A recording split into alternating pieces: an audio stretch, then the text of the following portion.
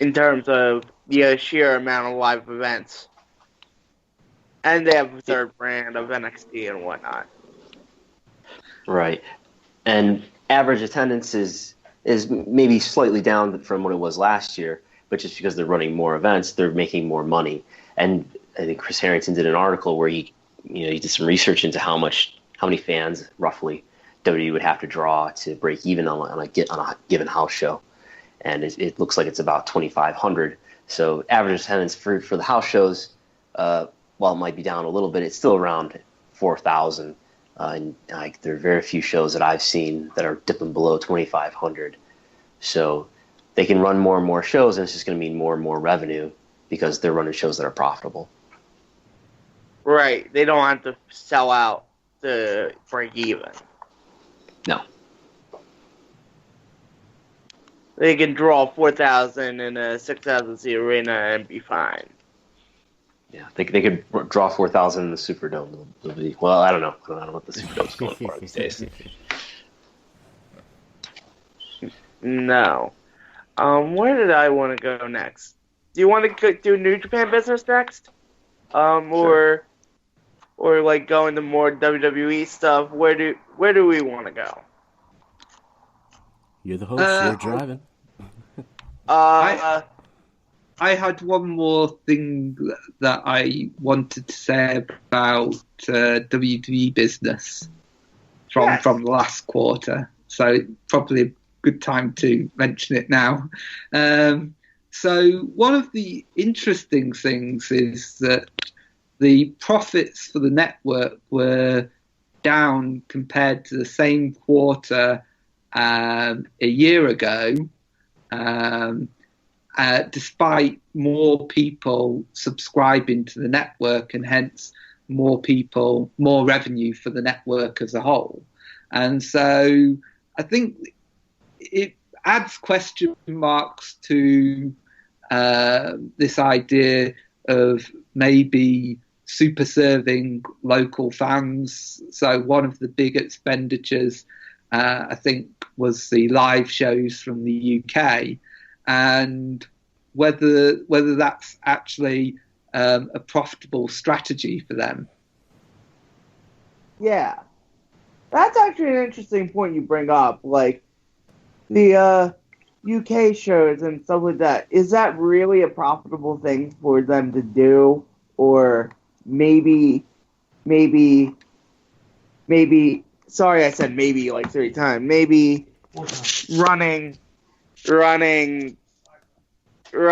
like these UK shows are not as profitable as not running these UK shows. Sorry, my dad chimed in. I think the WWE UK shows are probably profitable if they're taped, and I think probably the biggest expense, why it was such a significant expense in the first quarter, was that both shows went live from a foreign country. So I think I would be surprised if they do too many live specials like that. Is shooting live really that expensive still? Like I can take my iPhone out and I can shoot live video right on Facebook right now. Is it really that expensive still? I guess I don't know if it is or not, but I guess it's an increased expense. Like I can understand that for TV. If we're talking about that medium, I can understand where the live costs would come in. But for a streaming service, I do see that there would probably be an increase of money involved to get that out, but I'm not sure how much, or even if that would negate not doing live at all versus going taped. And I think that the UK, to just expand off of Keith's point and talking about overall profitability of the UK specials and just the UK brand in and of itself, I think it's more of a promotional tool for the network as a whole and WWE to showcase its global reach, as in versus really wanting to make sure. I mean, obviously every company wants to make sure all of its investments pay off, and so WWE would love for the UK market to just shoot through the roof and overtake the US market and overtake the world and make billions of dollars there. But overall, I think it's just something that is being used to help grow the network numbers and keep it from that state of boredom. I don't want to say boredom. I feel boredom's definitely the wrong word here. But keep it from not being unique. So keep it ever changing. I think is best. Yeah, I think like we don't if broadcasting the UK tournament live on those 2 days, if those shows on their own were money losers, and we don't know if they were, and if they were, to what degree. But I think even if they were, I think you can make the argument that it's an investment for debuting that brand that they're then going to use again to maybe to be a weekly TV show.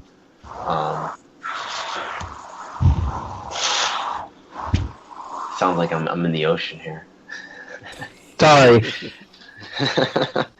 Yeah, but even if it lost money, I think you could make the argument that it's an investment because you're creating this new brand, and it was very successful in terms of its reception with the hardcore fans, and so you've got a strong, I don't know, 4th, 5th brand, whatever we're on to now.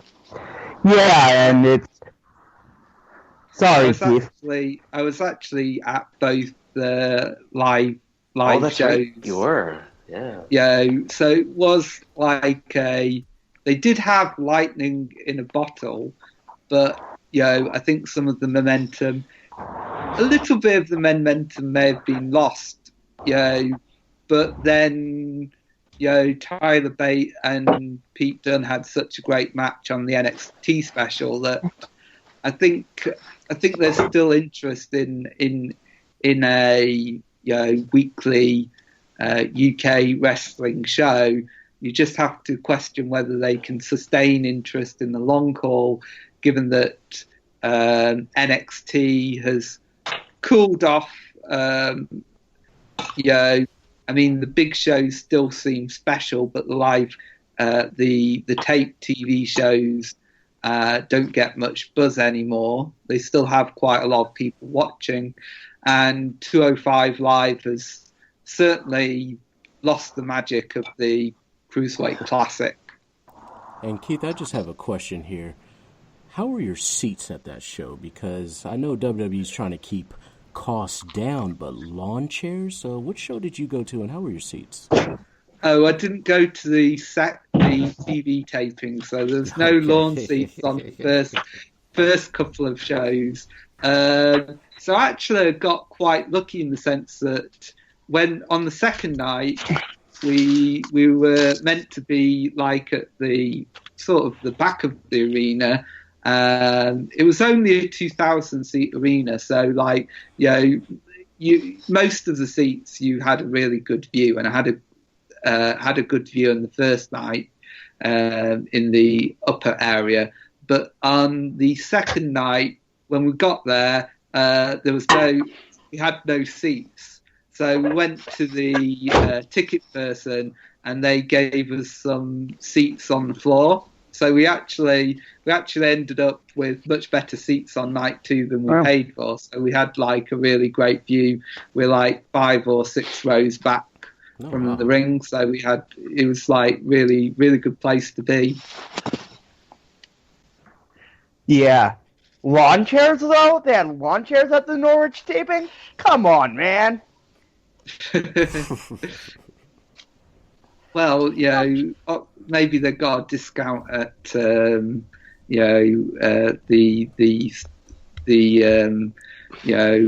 store called Tesco? B&Q in the UK. Yeah, maybe Tesco. Tesco, that's a bigger name for you. Or Costco or BJ's. Right. Let's talk about New Japan business. They're running the show in 2 shows in July in the U.S. I listened to WrestleNomics Radio, cheap plug for Brandon on Voice of the Wrestling Podcast Network, and you said you had some interesting thoughts on like the New Japan business and like the chunk of actual New Japan compared to the actual Japanese wrestling industry, it was only about like 25% that New Japan has a stronghold over. Right, because where are they? I'm just gonna pull up the article here. So the New Japan business. Yeah, sorry.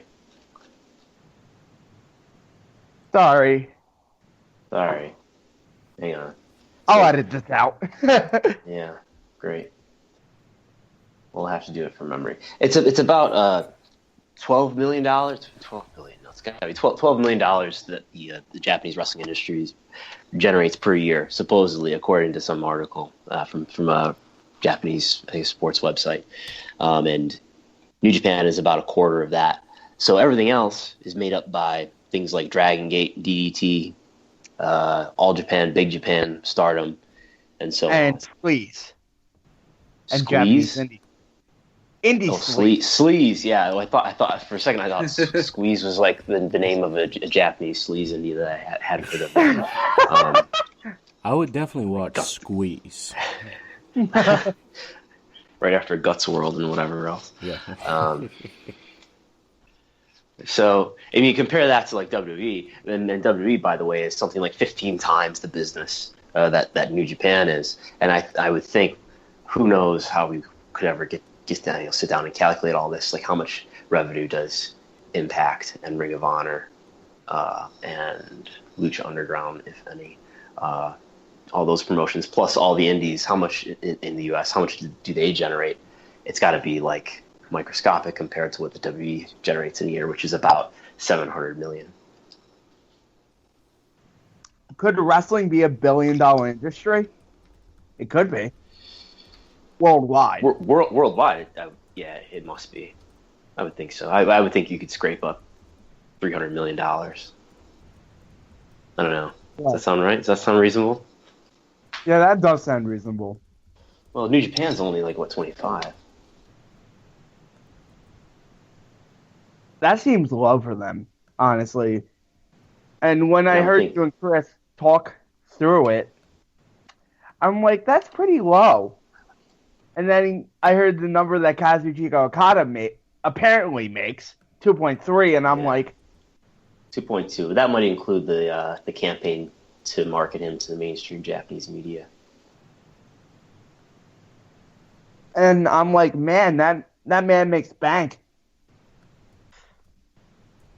They really need to keep him though, because I think they've invested so much of a push in Okada that really he needs to be the wrestler to carry the company into the next decade, because there aren't many younger wrestlers on the horizon that you can see that will become stars equal to his level. I mean, most of the talent base, most of the top stars are a lot older than Okada. So, especially at Okada's age, he's so valuable. He's someone who can carry the company for another 10, maybe 15 years. So if he's really getting $2.2 million, that's something like 8% of New Japan's annual revenue. And if you can imagine somebody at WWE making 8% of their revenue, that would come out to like, I think, $60 million in a year, which would be probably the highest paid sports figure in all the world or something. Yeah. So Okada's very valuable to New Japan. Do you see any other assets to New Japan that are very valuable to them? Or is it just all irreplaceable and parts moving? Well, I think Tanahashi still has a lot of value, even though he's decidedly in the back seat. But I think even if you look at Japanese wrestling going back, I mean, Baba wasn't the top star, after probably the early '80s, but he was always an important draw and an important asset. The stories are that Baba, even going into the '90s or whatever, Baba was the one who drew the crowds to the small towns and the house shows. So I don't think you necessarily have to be a main eventer to have a lot of value to New Japan or to a Japanese wrestling promotion. Is Omega... Sorry. Sorry, you should have put in.